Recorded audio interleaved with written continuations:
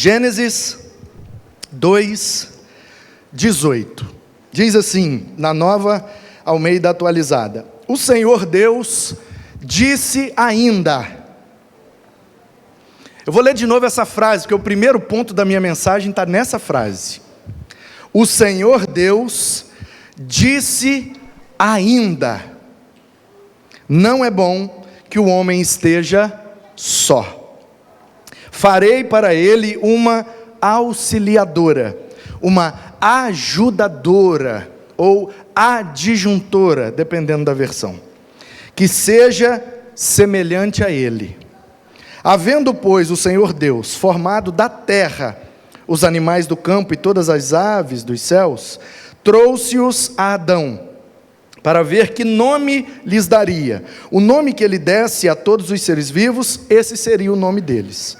O homem deu nome a todos os animais domésticos, as aves dos céus e todos os animais selvagens, mas para o homem não se achava uma auxiliadora que fosse semelhante a ele. Então, o Senhor Deus fez cair um pesado sono sobre o homem, e este adormeceu. Tirou-lhe uma das costelas e fechou o lugar com carne. E da costela que havia tirado do homem, o Senhor Deus formou uma mulher e a levou até ele. E o homem disse: esta, afinal, é osso dos meus ossos, carne da minha carne, será chamada varoa, porque do varão foi tirada. Por isso, o homem deixa pai e mãe e se une à sua mulher, tornando-se os dois uma só carne. Ora, um e outro, o homem e sua mulher, estavam nus e não se envergonhavam. Amém. E disse Deus ainda. O Senhor Deus disse ainda. Parece só uma introdução do que vem a seguir. Bom, o que é que Deus disse para o Adão? E a gente tem o costume de pular essas frases. E eu tenho aprendido que nenhuma palavra nas Escrituras pode passar despercebida, porque às vezes numa palavra Deus fala um negócio com a gente. Então eu tenho lido a Bíblia ultimamente assim, ligado em cada palavra, cada preposição, conjunção, cada pessoa, cada verbo conjugado, eu fico ali, o que é que Deus está querendo me dizer? Porque a Bíblia é tão poderosa, tão ampla e tão profunda, que numa palavra Deus pode mudar o rumo da minha vida. E aí nessa frase, que a gente geralmente passa batido na leitura, o Senhor Deus disse ainda, e falou um monte de coisa. Mas essa frase aqui é algo muito extraordinário, gente. Tem duas coisas extraordinárias aqui. Primeiro é a que Deus diz. E eu gosto da Almeida Atualizada, porque ela usa o verbo dizer, e não usa o verbo falar. Não é e Deus falou, é e Deus disse. Porque às vezes a gente fala muito, mas não diz nada. E aí, o fato de Deus dizer, por si só já significa, quando Ele fala, Ele quer dizer algo. Então que os nossos corações estejam abertos, porque Deus está falando, e Ele pode estar querendo dizer algo para o seu coração. Porque Deus disse. Se Ele disse para o Adão, Ele pode dizer para mim e para você hoje à noite. Agora, tem aqui uma outra palavra, que aí aguça mais ainda a minha percepção. E Deus disse ainda. Ou seja, Deus já tinha dito algumas coisas, mas Ele queria dizer mais. Disse Deus ainda, como quem diz, não acabou o que Ele estava dizendo não.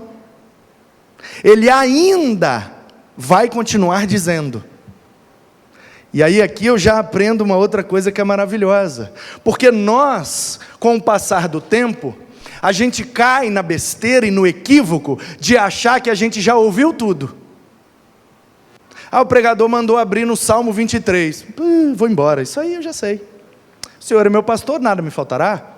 Deitar-me faz em verdes pastos, guia-me mansamente às águas tranquilas, refrigera a minha alma, guia-me pela vereda da justiça, por amor do seu nome, e ainda que eu ande pelo vale da sombra da morte, eu não temerei mal algum, tua vara, teu cajado me consola, ele prepara uma mesa para mim na presença dos meus inimigos, ele unge a minha cabeça com óleo, meu cálice se transborda, certamente que a bondade e a misericórdia vão me seguir por todos os dias da minha vida. Aí eu vou embora, o Salmo 23 eu já sei todo. E aí eu perdi uma grande oportunidade de ouvir, porque mesmo usando o mesmo Salmo, Deus pode me dizer algo novo naquele momento. Uma coisa é eu saber o que está escrito no Salmo 23. Outra coisa é o que Deus quer falar comigo hoje, agora, usando o Salmo 23. Portanto, nós não podemos cair nesse equívoco de achar que por termos um certo tempo de convivência com Deus e com a igreja, que a gente não precisa ouvir algumas coisas, porque Deus ainda diz, Ele não falou tudo. Se você está vivo, é porque Ele ainda tem algo para você, é porque Ele ainda quer falar algo contigo, é porque Ele ainda não terminou o propósito que tinha com você, senão você já tinha ido embora. Então, se você está vivo, ligue suas antenas e fique o tempo inteiro, desde que você acorda até o momento de você dormir, fique ligado, porque Deus, quando quer dizer, Ele fala de muitas maneiras. Deus disse ainda: não é bom que o homem esteja só. Nós estamos nesse mês estudando o relacionamento na perspectiva da santidade. O ano de 2021, através da nossa liderança reunida o ano passado, Deus então nos levou à convicção de que esse ano seria um ano em que precisávamos aprender mais sobre relacionamento. Relacionamento com Deus, relacionamento com os nossos semelhantes. Então, em todos os meses deste ano, o relacionamento vai estar em voga, porém num foco ou numa perspectiva diferente. Então, em janeiro, a gente viu como recomeçar através de um relacionamento. Em fevereiro, a questão da santidade no relacionamento. E em março, e abril, e maio, e até o final do ano, a gente vai ver o relacionamento por várias perspectivas. E vamos aprender muito, e eu creio que vai ser muito bom. Assim como o ano passado a gente aprendeu sobre o cuidado, esse ano será sobre o relacionamento. E a gente está caminhando numa trilha. Se você não percebeu, a gente teve o ano da anunciação, da pregação, o ano da exposição da palavra. Tivemos o ano da hospitalidade, porque a gente anuncia, as pessoas vêm, a gente deve recebê-las bem, depois cuidar delas, agora o próximo passo, relacionar com elas. Então provável que o ano que vem, continuando nessa trilha, discipulá-las e depois enviá-las para a vocação que receberam. A gente está numa trilha, ano após ano, caminhando na compreensão do que é viver para Deus e com Deus. E aí, essa segunda parte do versículo 18 diz que Deus disse ainda que não era bom que o homem estivesse só. É uma informação que passa batida também. A gente fala, Deus tinha criado só o Adão, e agora Ele ia criar a Eva, então o Adão estava sozinho, normal. A gente continua lendo e não percebe um detalhe maravilhoso que tem aí. Então eu queria que você agora, quem veio de manhã vai entender, ou quem assistiu pelo YouTube, queria que você cingisse os lombos do vosso entendimento e prepara para essa compreensão, que é algo lindo, que eu percebi aqui nessa frase. Já percebi há algum tempo, gravei até um vídeo sobre isso, e hoje Deus então permitiu que eu trouxesse essa compreensão aqui no púlpito. Adão estava só. Mas não diz aqui, a partir do capítulo 1, desde que ele foi de fato criado, que Deus, na viração do dia, vinha conversar com ele? Deus não falava com Adão? Aqui está falando, ó, disse Deus ainda. Já tinha dito e agora continua dizendo. Espera aí, Adão estava sozinho, mesmo estando se relacionando com Deus? E é por isso que esse texto entra agora nessa série de mensagens, porque esse texto vai virar a chave de uma vez por todas. Porque da primeira mensagem do mês até a de quinta-feira, a gente viu o relacionamento na perspectiva vertical. Eu preciso ter santidade no meu relacionamento com Deus. E aí o Pedro diz que quando a gente é santo, porque Deus é santo, a gente passa a amar como Deus ama. Então ele já vira um pouco a chave para o relacionamento horizontal. E aí, se eu tenho santidade com Deus na vertical e tenho santidade na horizontal, a figura que forma aqui é a cruz. Esse é o propósito de Deus. E isso aqui explodiu minha mente quando eu compreendi. Falei, mas Adão não estava só. Ele não estava sozinho, ele estava com Deus. Deus ia lá e conversava com ele. Ele tinha a companhia de Deus. Ele tinha o relacionamento com Deus. Deus falava com ele. E ele não tinha pecado nenhum. Então esse relacionamento era o mais íntimo possível. E aí a pergunta é: então por que Deus disse que ele ainda estava sozinho? Eu conheço muita gente que diz assim: eu tenho Deus no meu coração, eu creio em Deus, eu creio em Jesus, tenho salvação, eu sou igreja, eu estou tranquilo com Deus, mas eu não quero, porque lá tem um monte de gente complicada, errada, bababá, pecadores, hipócritas. Aí vem aqui, mas eu engulo, dá vontade de dizer: vem, tem vaga para mais um. As pessoas pensam que se elas estiverem se relacionando com Deus, já está tudo resolvido. E Deus está dizendo ainda que não está resolvido. Por quê? Porque Adão, ainda que fosse íntimo de Deus, e Adão não é pecador igual nós, Adão não tinha natureza pecaminosa igual nós não, Adão aqui ainda era santo, irrepreensível, perfeito. Se o Adão, sem pecado, no paraíso, falando e ouvindo Deus, estava sozinho, imagina nós hoje achando que se resolve só com Deus. Portanto, é enganosa, falaciosa a ideia de que eu posso me resolver e atingir o propósito da minha vida entre eu e Deus e está tudo bem. Não está tudo bem. Só você e Deus, você ainda está sozinho. Adão estava com Deus e ainda estava só. Por quê? Porque Deus nos criou para um relacionamento com Ele, mas também nos criou para um relacionamento conosco, entre nós. É por isso que Deus diz que Adão estava sozinho, porque ele estava cumprindo só uma parte do seu propósito.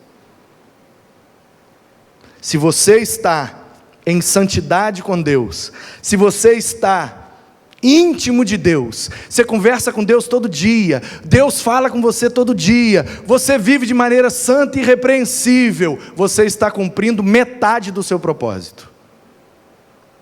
A outra metade é que este relacionamento possa abençoar os que estão ao seu redor, porque nós fomos criados para adorar, mas também fomos criados para servir.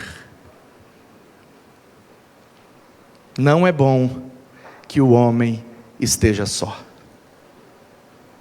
E se tem uma categoria que anda muito sozinha, é a categoria pastoral. Quem joga bola tem uma galera que joga bola e que pode conversar, bater papo, e sair, abrir o coração, e fazer amizade. Quem joga videogame tem a galera do game e tá. Todas as categorias, os profissionais se agrupam, os médicos, advogados, e a turma tem ali amizades e se protegem, e etc, etc. Os pastores, é complicado. A gente vive muito sozinho. E é complicado viver sozinho, afastado, isolado, como ilha. Eu não preciso de ninguém, eu dou conta sozinho. E aí a gente vai vendo que, por conta desse comportamento, muitos pastores falharam, fracassaram, porque não é bom que o homem esteja só, ainda que ele seja plenamente íntimo de Deus. Mas o pastor fulano é um homem de Deus, ele precisa de um amigo. Mas o pastor ciclano ele ouve Deus falar no ouvido dele, ele precisa de um amigo. Mas ele abre o coração dele com Deus, ele conta tudo para Deus, ele ainda está só. É muito difícil viver, porque viver implica em sentir dor. Viver dói. Note bem que o prazer engravida, mas é na dor que pare um filho. A vida já começa com dor. Viver é doer. Em alguma medida, em alguma área, em alguma esfera, em alguma profundidade, cada um com sua dor, ou cada um com suas dores. Portanto, Deus nos deixou semelhantes. Como o texto diz, carne como nós somos carne, osso como nós somos osso. Por que é que Eva era semelhante a Adão? Por que é que Eva vem para dar a outra metade do propósito de Adão? Porque ela é semelhante. Porque é que Cristo precisou vir em carne? Porque é que o Filho de Deus precisou encarnar para nos salvar? Porque enquanto você não se assemelha ao outro, você não compreende a dor do outro.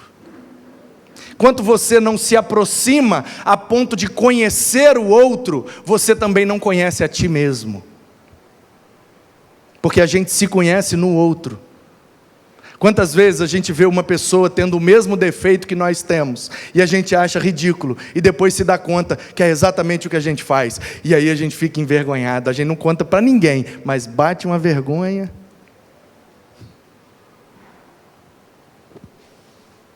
Né? Eu sou uma pessoa barraqueira. Onde eu vou eu arrumo confusão. Aí eu faço a confusão aqui, faço a confusão ali, faço a confusão lá. Aí um dia eu estou lá no mercado, quietinho, de boa, e vejo lá uma pessoa fazendo um barraco, armando a maior confusão. Aí as pessoas que estão ao meu redor começam a me dar o feedback. Nossa, que coisa horrível. Olha que falta de educação. Nossa, que ridícula essa atitude. Quanta imaturidade, quanta infantilidade. Aí a gente se dá conta. Então é isso que falam de mim quando eu faço barraco? Que vergonha. A gente se conhece muito olhando no espelho, a gente se conhece muito olhando para Deus, mas a gente se conhece mais olhando para os que são semelhantes a nós. Por isso, Deus nos deixou semelhantes, para que a gente se relacionasse, porque somos carne, somos osso, somos limitados, somos falhos. E aí, quando eu compreendo isso, que todos somos pó, e voltaremos ao pó, aí eu não consigo me sentir melhor do que ninguém. Porque o grande problema, que atrapalha muitos relacionamentos, é que eu acho que o pecado do outro é sempre pior do que o meu pecado. O pecado pior é sempre o do outro. Porque se o pecado dele fosse igual ao meu, estava de boa, porque o meu é de boa. Então a gente tem essas comparações, mas quando a gente vem para o início de tudo, e vê que o homem foi criado do pó da terra, e voltará ao pó da terra, do humus. Quando a gente se reconhece barro, quando a gente se reconhece humus, é aí que nasce a humildade. Humildade é a capacidade de ser humus, barro, terra. Por isso, ser humano, uma vida no barro, humano, que veio do humus. A humildade é a capacidade de reconhecer que somos pó, que somos barro. Portanto, somos todos iguais, cada um com sua dor, cada um com sua dificuldade, cada um com sua limitação, e nisso somos todos iguais.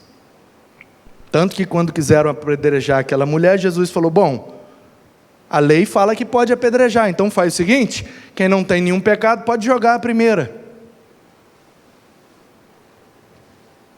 E o texto diz que os fariseus saíram entristecidos da cena, não tiveram coragem de jogar a pedra na mulher. E a gente bate tanto nos fariseus, né? Fariseu, religioso, fariseu, fariseu, fulano é fariseu, o que nasceu para ser uma coisa boa, porque o início do farisaísmo é um negócio maravilhoso, só que se perdeu pelo caminho. É como tudo que a gente faz, tem sempre um propósito nobre e depois se perde pelo caminho. E a gente bate nos fariseus, que fariseu não presta, fariseu é isso, fariseu aquilo. E eu li esse texto e percebi um negócio: não é que eu, em alguns casos, consigo ser pior que os fariseus? Porque os fariseus eram hipócritas, eram pecadores, eram tão errados quanto aquela mulher adúltera, mas eles não jogaram a pedra. E eu jogo a pedra às vezes. Eu sei que eu não mereço, eu sei que eu não sou melhor, eu sei que eu sou tão pecador quanto a pessoa. E Jesus está me dizendo: você não tem pecado? Então pode jogar a pedra. E não é que às vezes eu jogo a pedra? O fariseu pelo menos não jogou a pedra. Quantas vezes a gente apedreja uns aos outros? Pior do que os fariseus. A gente consegue, em alguns casos, ser pior que os fariseus. Isso é muito triste. Isso é muito triste. Quando devíamos nos amar, nos unir, nos reconhecer como semelhantes, que precisamos uns dos outros, porque temos as mesmas dores, as mesmas limitações, as mesmas falhas, um numa área, eu na outra. O problema do outro é o vermelho, o meu problema é o amarelo, o problema do outro é o roxo. Só muda a cor, mas o problema é o mesmo. Então por que ao invés de ficar nos apedrejando, a gente não se abraça e chora junto? E se ajuda mutuamente a vencer esse problema com as cores que nós temos. É para isso que Deus nos criou. Por isso que a mulher é auxiliadora, ajudadora. A palavra hebraica aqui é Ezer. Ezer. No hebraico a pronúncia seria algo parecido com Eshre. Eshre.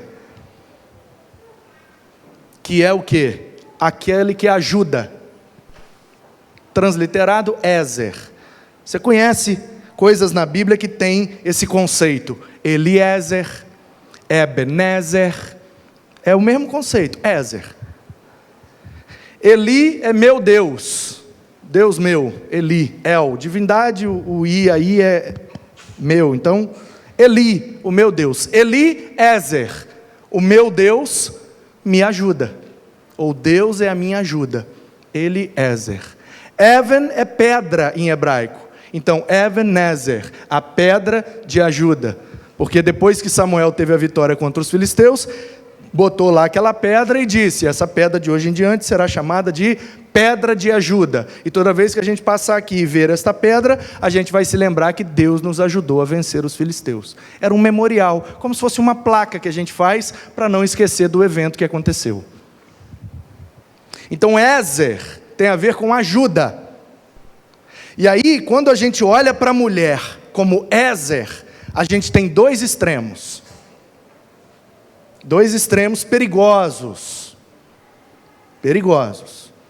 Um extremo diz que a mulher, como é ajudante, ajudadora, então ela é inferior ao homem. A isso, de forma muito sintetizada, damos o nome de machismo. A mulher é inferior ao homem, porque ela é ajudadora. Isso é um conceito ocidental, porque no Ocidente, e principalmente nos nossos dias, o ajudante é inferior àquele que é ajudado. Por exemplo, o ajudante de pedreiro é inferior ao pedreiro.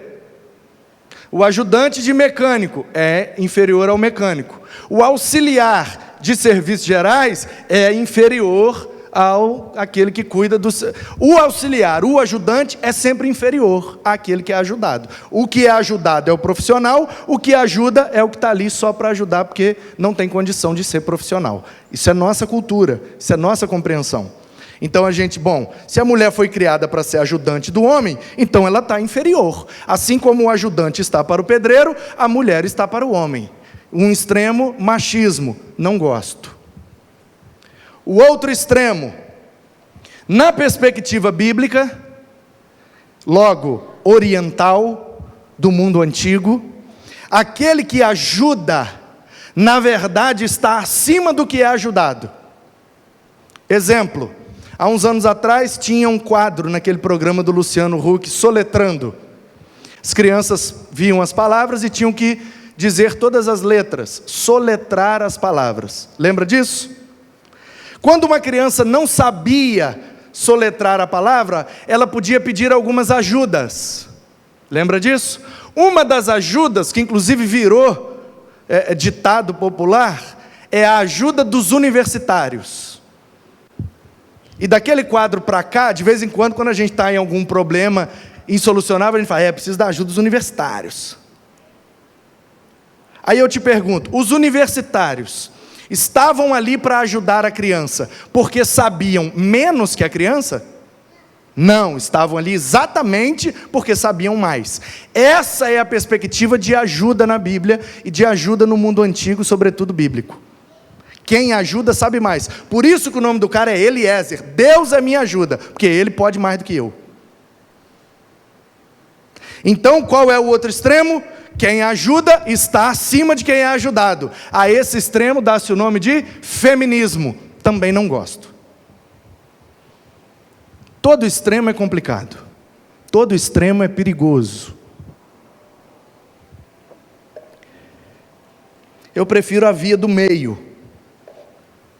Qual é a via do meio? Que a mulher entra para completar o homem. Porque sem a mulher, o homem ainda está pela metade. Ele é íntimo de Deus, mas ele precisa também ser íntimo de uma outra pessoa. Portanto, o propósito pleno de Deus só se cumpre quando Eva entra na história. Agora, o homem pode se relacionar com Deus e com a sua semelhante. Agora está completo. Portanto, qual é o lado mais importante de uma moeda? Os dois. Porque se faltar um lado, deixa de ser moeda. Portanto, qual é mais importante, o homem ou a mulher? Os dois. Porque é no casal que Deus cumpre o seu propósito, que está lá no capítulo 1, a partir do 26. Vou criar vocês, vocês serão fecundos e vão multiplicar sobre a terra. Fomos criados para multiplicação. Se eu não tenho a mulher, o Adão não se multiplica. Portanto, é Eva que traz o sentido à vida do Adão plenamente. Então, a mulher ajuda o homem porque ela tem características peculiares que o homem não tem. E vice-versa. O homem tem características peculiares que a mulher não tem. Então eles se completam e se ajudam mutuamente. É por isso que você precisa dos dois para ter a multiplicação. Um homem e uma mulher já é o suficiente para Deus cumprir o propósito dele. Onde estiverem 2 ou 3, eu estarei ali no meio deles. Fomos criados para a multiplicação, porque é na multiplicação que a gente se relaciona. E fomos criados para o relacionamento. Fomos criados para nos relacionar com Deus e também para nos relacionarmos uns com os outros. Esse é o propósito da igreja. Como eu vou conviver no céu com milhares de pessoas salvas, se eu não consigo conviver na terra com dezenas de pessoas salvas? Eu quero ir para o céu depois que eu morrer. Todos nós queremos. Mas eu não quero ter que conviver com ninguém antes de ir para lá. Então onde é que você vai treinar? A igreja, dizia Dona Beth Bacon, nada mais é do que o treinamento de Deus para vivermos em comunhão, porque no céu estaremos em comunhão plena. Portanto, queridos, quando temos santidade no nosso relacionamento com Deus, isso reflete na maneira como nos relacionamos com os nossos semelhantes. E é por isso que dos mandamentos os mais importantes são: ame a Deus e ame o seu próximo. Talvez você tenha andado pela vida achando que entre você e Deus está resolvido, que você não precisa de comunhão, que você não precisa de relacionamento, que você não precisa de igreja, que você não precisa de um grupo, você não precisa de amizades, você não precisa. E Deus está dizendo para você, dizendo ainda, que você precisa sim.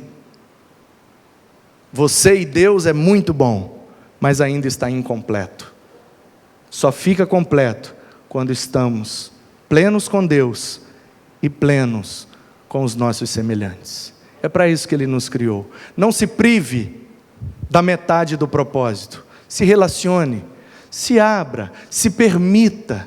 Estou dizendo para você abrir o cofre do seu coração para qualquer pessoa.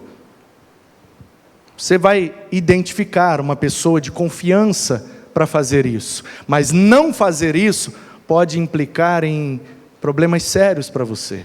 Você precisa de alguém para se abrir, você precisa de alguém para conversar, você precisa de alguém que possa com toda sinceridade falar o que pensa, o que acha e o que está lendo na sua vida, porque o que importa mesmo é o que a gente vive, muito mais do que o que a gente fala ou do que o que a gente faz. Esses dias eu ouvi a história de um rapaz que mudou de cidade e começou a procurar uma igreja para congregar. E descobriu que o vizinho dele era membro de uma igreja. E ele era novo na cidade, não conhecia ninguém, não conhecia nada, mas já tinha o desejo no coração de procurar uma igreja para congregar. E aí o vizinho viu ele fazendo a mudança, viu ele ajeitando as coisas, e um belo dia, varrendo a calçada do lado de fora, o vizinho chegando do trabalho, falou: "Oh, boa tarde, tudo bem?" "Tudo bem. Mudou para ir agora, né? Eu sou o fulano de tal, moro aqui do lado." "Oh, prazer, fulano de tal. Você veio de onde?" "Ah, eu vim da cidade tal." "Ah, que legal, Deus abençoe você." "Tá bom, amém." Passados uns dias, o vizinho encontrou ele de novo. "E aí, beleza? Tudo bem? Queria te fazer um convite." "Ah, é? Que legal, pode fazer. Queria chamar você para ir na igreja comigo." Ele falou: "Rapaz, eu posso ir na igreja sim, mas eu estou lendo um livro. Depois que eu terminar de ler o livro, a gente vai." E aí o cara achou que era uma desculpa esfarrapada e falou: "Ah, beleza, então depois a gente vai." Passou algum tempo, meses, e o vizinho novamente viu ele lá varrendo a calçada e falou: "E aí, tudo bem? Então, esse final de semana vai ter uma programação especial lá na igreja, vai ser muito legal, vai vir um cara que canta lá de Valadares, vai ser bênção. Você não quer ir na igreja comigo não?" Aí o cara falou: "Estou terminando de ler o livro, quando terminar de ler o livro a gente vai." E o cara ficou encafifado com aquilo. Que raio de livro é esse que esse cara está lendo? Passado alguns dias, o vizinho chegando do trabalho e foi interpelado pelo novo vizinho dizendo: "Ei, terminei de ler o livro. Vamos domingo agora?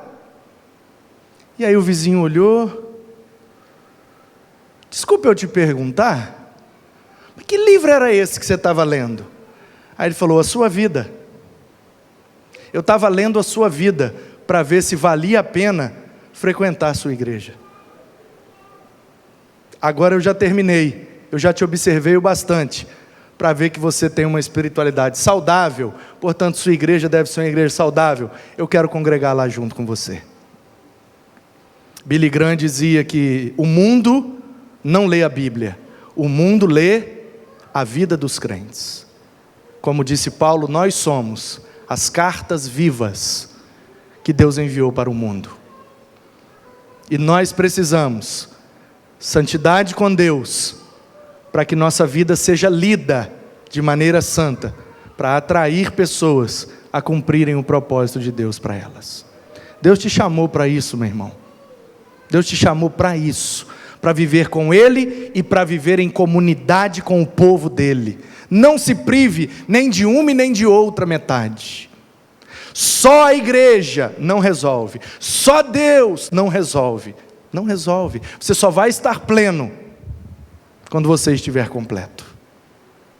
Que Deus te abençoe e permita que você possa viver plenamente o propósito que Ele tem para você, pois esse é o propósito do relacionamento com Deus, não vivermos sós, mas estarmos unidos, porque é muito bom, é muito agradável, é muito precioso quando os irmãos vivem unidos. Que o Senhor abençoe sua vida e te dê a oportunidade de se relacionar com Ele e com o seu semelhante, para que o propósito de Deus se cumpra na sua vida, para a glória dEle, em nome de Jesus. Amém.